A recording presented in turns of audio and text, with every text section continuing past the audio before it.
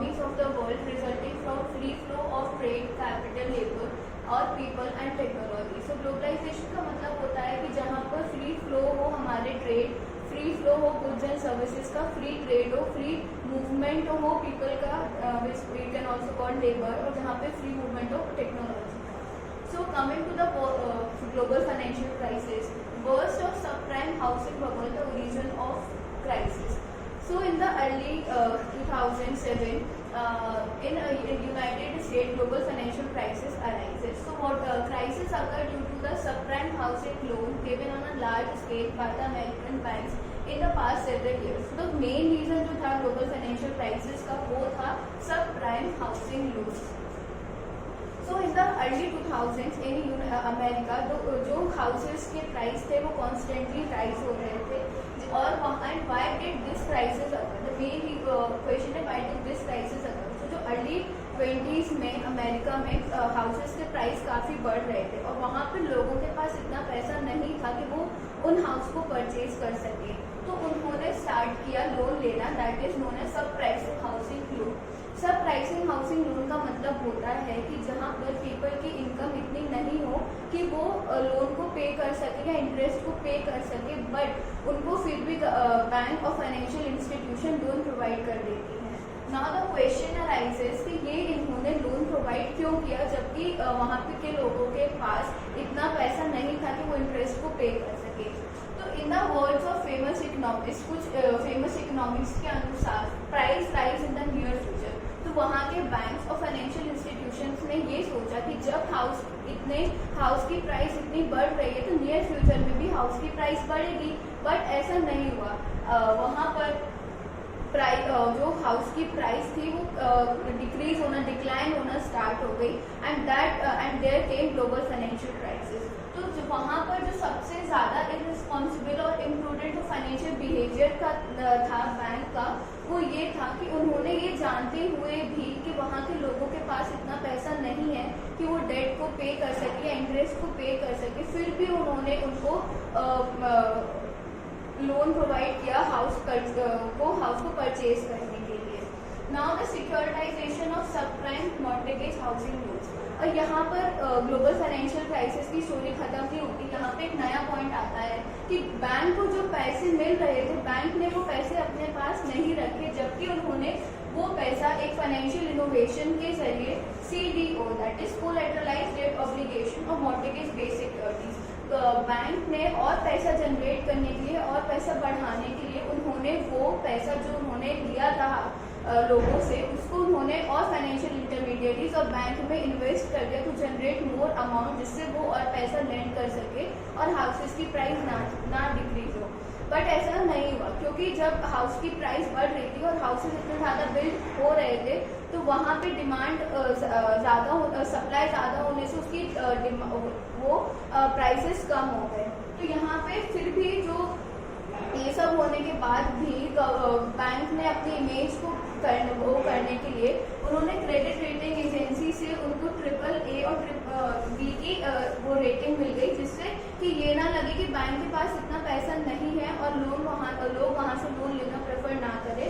तो credit rating agency ने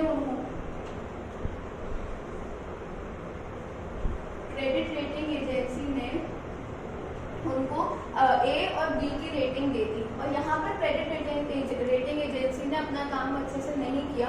उन्होंने ये जानते हुए भी कि ये आगे चलकर एक फाइनेंशियल क्राइसिस को लीड करेगा, फिर भी उन्होंने इतनी अच्छी rating they the. Next point is huge losses bye American investment bank and liquidity crunch. तो जब सब प्राइम मॉर्टगेज लोन यानी कि वो लोन जो कि उन इनकम ग्रुप ऑफ पीपल को लैंड किए जाएँ जिनकी इनकम इतनी ना हो कि वो उसकी डेट और उसका इंटरेस्ट पे कर सके. तो सब प्राइसिंग हाउसिंग लोन बर्स्ट इन 2007. तो हाउसिंग लोन बर्स्ट क्यों हुए थे? क्योंकि जो हाउस की प्राइस थी 2007 वो फास्टेस्ट रेट पे डिक्लाइन होने लगी थी, और जैसे उनकी प्राइस डिक्लाइन हुई तो उनके पास इतना पैसा नहीं था कि जो उनकी डेट ऑब्लिगेशन थी वो उनको पे कर सके. और उसके साथ एज अ रिजल्ट हमारी CDO थी, that is collateralised debt obligation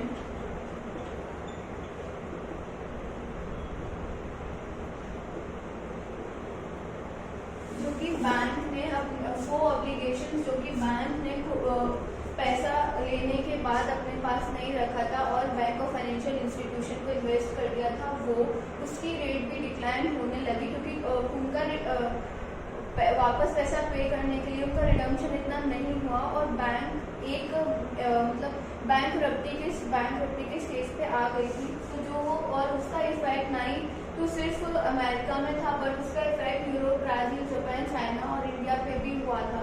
तो और जो वहाँ उस टाइम पे जो नोबेल प्राइज विनर थे पॉल क्रूगमैन, नोबेल प्राइज विनर, उन्होंने कोट दिया था that the current crisis started with a burst of housing bubble which lead to widespread mortgage default and hence to large losses at many financial institutions. The initial shock was compounded by secondary effect as a lack of capital forced banks to pull back, leading to further decline in the prices of assets, leading to more losses and soon a vicious circle of deleveraging. Pervasive loss of trust in bank, including on the part of other bank, reinforced the vicious circle.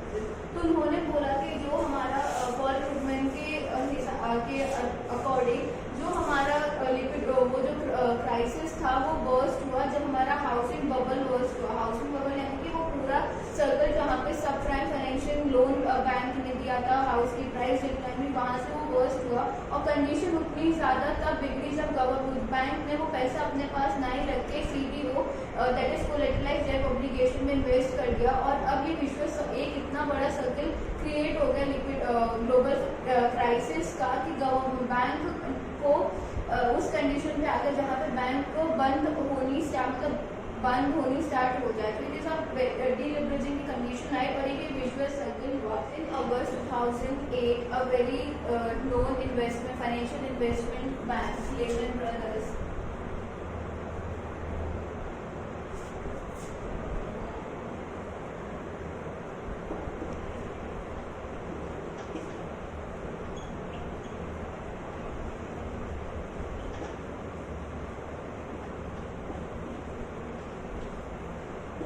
अगस्त 2008 में एक important investment bank Lehman Brothers को permission मिली कि वो अपनी जो कि जिसकी काफ़ी ज़्यादा फाइनेंशियल डीलिंग और इन्वेस्टमेंट डीलिंग्स थी वर्ल्ड वाइड, उसको परमिशन मिली कि वो अपना बैंक को क्लोज कर सके। उसके बाद जो कंडीशन थी वो काफ़ी ज़्यादा वर्स हो गई क्योंकि उसके बाद बैंक का एक कॉन्फिडेंस गिर गया कि वो अब किसी और को अपना पैसा और कहीं पैसा इन्वेस्ट करने के लिए तैयार नहीं थे और उसके बाद ये यूएस गवर्नमेंट के लिए भी एक मीन्स काफ़ी वर्स्ट सिचुएशन हो गई थी क्योंकि बैंक का ही खुद का ही कॉन्फिडेंस उठ गया था, वो और अपना पैसा इन्वेस्ट करने के लिए तैयार नहीं थे।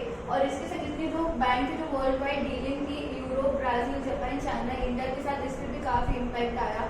तो इस सिचुएशन को क्योर करने के लिए यूएस फेडरल रिजर्व जो कि सेंट्रल बैंक है यूएस का, उन्होंने रातों रात ही इस सिचुएशन को ठीक करने के लिए उन्होंने इंटरेस्ट रेट को बिल्कुल कट कर दिया टू जीरो,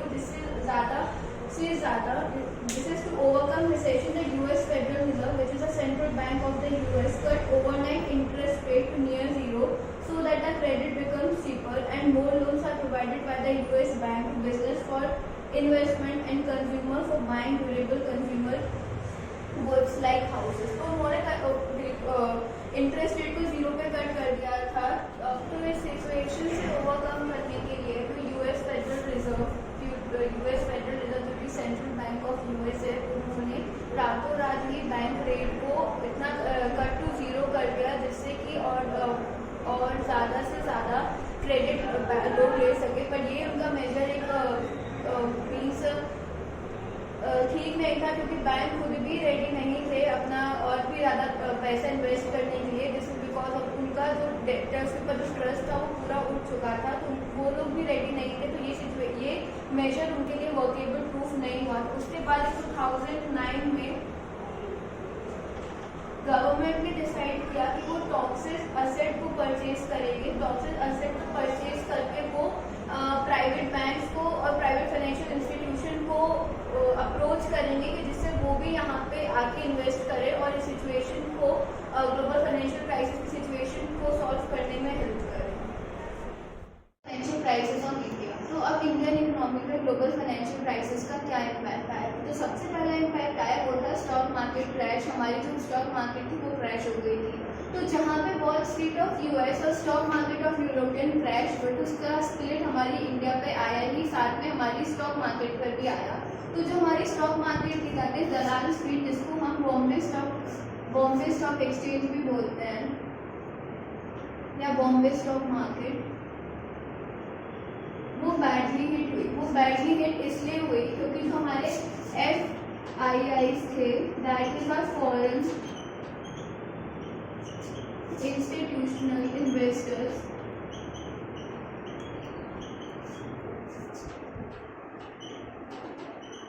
जो हमारे फॉरेन इंस्टीट्यूशनल इन्वेस्टर्स थे जिन्होंने इंडिया पर इन्वेस्ट कर रखा था, वो अब अपनी पेरेंट कंपनी को हेल्प करने के लिए अपने इंडिया के जो शेयर्स थे उनको बेचना यानी कि उनको सेल करना स्टार्ट कर दिया, उनको रिडीम कराना स्टार्ट कर दिया, जिससे वो अपनी पेरेंट कंपनी को हेल्प कर सके। तो जो हमारा सेंसेक्स था जो 2004 में 6000 था, वो अगस्त सितंबर 2005 में दैट रोज टू 8000, और हमारा सेंसेक्स जनवरी 2008 में 21,000 एट इट पीक क्लोज हुआ था। और इससे जो हमारे रिजर्व बैंक ऑफ इंडिया के पास जो भी हमारे फॉरेन एक्सचेंज रिजर्व थे वो भी हमारे डिक्लाइन होकर बचे थे $250 बिलियन और जो फॉरेन इंस्टीट्यूशनल इन्वेस्टर्स ने अपने पेरेंट कंपनी को हेल्प करने के लिए अपने सारे शेयर जो इंडिया पे थे, क्योंकि ओवर द ईयर्स अब उन्होंने फॉरेन इंस्टीट्यूशनल इन्वेस्टर्स ने इंडिया पे इन्वेस्ट करना स्टार्ट कर दिए थे, इंडिया के शेयर्स को परचेज करना स्टार्ट कर दिया था, और उसके इम्पैक्ट से हमारी स्टॉक मार्केट भी क्रैश हो गई। Next is depreciation of Indian rupees. अब हमारे स्टॉक मार्केट पे इम्पैक्ट तो आया ही आया, साथ में हमारी जो इंडियन रुपी थी वो भी डेप्रिशिएट होना स्टार्ट हो गई। वो डेप्रिशिएट इसलिए हुए क्योंकि जो हमारे फॉरेन इंस्टीट्यूशनल इन्वेस्टर्स थे उन्होंने जब अपने शेयर्स को बेचा तो उनको जो पैसा मिला था वो था इंडियन रुपी में, उनको पैसा मिला था, they have received the money in Indian rupee, Indian currency में रिसीव हुआ था, और उसको बाहर ले जाने के लिए, अपनी कंट्री में ले जाने के लिए they have started the exchange, उन्होंने रुपी को डॉलर में एक्सचेंज कराना स्टार्ट कर दिया। और ये जो हमारा जो एक्सचेंज रेट है रुपी डॉलर एक्सचेंज रेट, वो हमारी demand and supply of currency पे डिटरमाइन होता है। तो जब उनके पास इंडियन रुपी को वो डॉलर में कन्वर्ट कराना स्टार्ट कर दिया, तो जो डॉलर की डिमांड थी इंडियन रुपी में वो ज़्यादा हो गई और हमारे इंडियन रुपी की डिमांड कम हो गई। इससे हमारी जो इंडियन करेंसी थी वो भी डेप्रिशिएट होना स्टार्ट हो गई। Thank you.